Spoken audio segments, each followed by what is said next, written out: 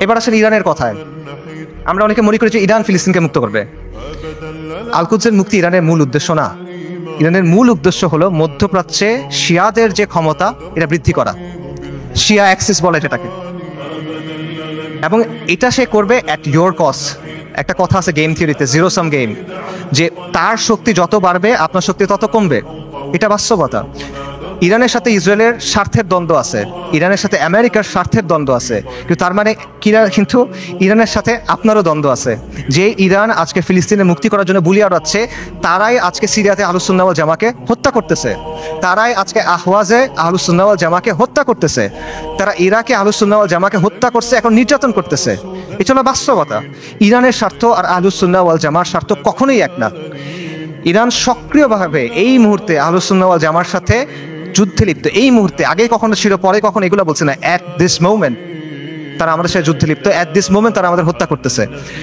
America যখন আফগানিস্তানে আক্রমণ করছে, আমেরিকা যখন ইরাকে আক্রমণ করছে, ইরান তাদেরকে সহায়তা করছে। এটা তাদের মুখের কথা, এটা আমি বানায় বলতেছি না, আপনারা গিয়ে চেক করেন। মোহাম্মদ খাতামি ইরানের প্রেসিডেন্ট ছিল 97 থেকে 2005 পর্যন্ত সম্ভবত। তার একটা বক্তব্য আছে যে তালিবানের বিরুদ্ধে আমরা আমেরিকাকে সাহায্য করছি, স্পষ্ট বক্তব্য আছে তাদের, এগুলো লুকোছাপার কিছু না। এবং সবচেয়ে বড় যে বিষয়টা ইরানের ব্যাপারে সতর্ক হওয়ার সবচেয়ে বড় কারণ হলো যে তাদের সাথে আমাদের আকীদার দ্বন্দ্ব আছে, তাওহীদের ব্যাপারে দ্বন্দ্ব আছে। তারা আল্লাহর উলুহিয়াত, আল্লাহর রুবুবিয়াত, আল্লাহর সিফাতের ব্যাপারে শিরক করে। তারা আমাদের মা আয়েশা রাদিয়াল্লাহু তাআলা আনহার ব্যাপারে জঘন্য কথা বলে, যেটা কোনোদিন কিয়ামত পর্যন্ত মানা সম্ভব না আমাদের পক্ষে। তারা সাহাবায়ে কেরাম রাদিয়াল্লাহু তাআলা আনহুম আজমাইনকে তাকফির করে, এটা কোনোদিন পর্যন্ত মানা সম্ভব না। এগুলো কোনো ফুরুই বিষয় না ভাই। এই জিনিস মেনে আপনি কোনো কিছু করতে পারবেন না। আল্লাহ আল কুদসকে এই শিরকের সাথে এই করে আপনি মুক্ত করতে পারবেন না। ইরানকে আপনার দেখতে হবে ক্রুসেডের সময়ে উবাইদি সাম্রাজ্যের মতো করে। ক্রুসেডের সময়ে একটা সাম্রাজ্য ছিল, উবাইদি সাম্রাজ্য। এটাকে আপনারা অনেকে ফাতেমি খিলাফত নামে চিনেন। এরা আকীদাতে ছিল ইসমাইলি শিয়া, মানে ইমামি শিয়াদের চেয়েও খারাপ, বাতেনি এরা ইসমাইলি শিয়া।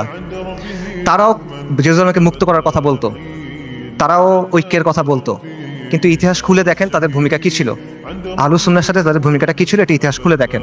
এবং এটা শুধু তখন না, এখনো এবং এর আগেও ছিল এরকমই। কাজেই ইরানকে আপনার উবাইদিদের একটা আধুনিক সংস্করণ হিসেবে দেখতে হবে। তবে credit where credit is due, ইরানের কিছু অর্জন আছে যেটা আমাদের নাই, এটা আপনার স্বীকার করতে হবে। শিয়া স্বার্থের জন্য গত 4 দশকে ইরান যেটা করতে পারছে, কোনো সুন্নি শক্তি সেটা এখনো করতে পারে নাই, এটা বাস্তবতা। শিয়াদের আছে একটা রাষ্ট্র আছে, তাদের একটা জিওপলিটিক্যাল প্রজেক্ট আছে। মধ্যপ্রাচ্যে আহলুস সুন্নাহর এরকম কোনো কিছু এখনো নাই। বৈশ্বিকভাবে ফিলিস্তিন ইস্যু ব্যবহার করে ইরান প্রতিরোধের একটা রেটরিক তৈরি করছে, এক ধরনের সফট পাওয়ার তৈরি করছে। এটা আমরা তৈরি করতে পারি নাই, এগুলো বাস্তবতা। এই ক্রেডিট তাকে আপনি দেন, এই অর্জন স্বীকার করেন, কোনো সমস্যা নাই। কিন্তু এই রেটরিকে মজে গিয়ে আপনি মনে করেন না যে তারা হলো উম্মার অগ্রসেনারী, আপনি মনে করেন না যে সে এসে আপনার সহযোগী হবে। এটা যদি আমরা মনে করি তাহলে এটা ভুল হবে, এবং এই ভুলের মাসুল আমাদের দিতে হবে। আরেকটা বিষয় মাথায় রাখেন, সেটা হলো আল কুদস পবিত্র, এটা ইসলাম ছাড়া কোনো কিছু দিয়ে মুক্ত হবে না। বাংলাদেশে একটা দল আছে জাসদ, জাতীয় সমাজতান্ত্রিক দল। 80-র দশকে এই দলের অনেক মানুষ ফিলিস্তিনে গেছিল লড়াই করতে। আপনারা জানেন কিনা আমি জানি না। মেজর জলিলের নাম শুনছেন, উনি জাসদের সাথে ছিল, ওনার মাধ্যমে অনেকে তখন সেখানে গিয়ে লড়াই করছিল। এই যে ইয়াসির আরাফাতদের যে দল ছিল পিএলও, এটার সাথে তারা ওখানে গিয়ে লড়াই করছিল, এগুলো ডকুমেন্টেড। তো এই জাসদ বা এই পিএলওর হাতে আল্লাহ কখনো আল কুদসের মুক্তি দিবেন না। মূলহিত কমিউনিস্ট সেকুলারিস্ট ন্যাশনালিস্টদের হাতে আল্লাহ আল কুদসকে দিবেন না। আল কুদস মানে কি?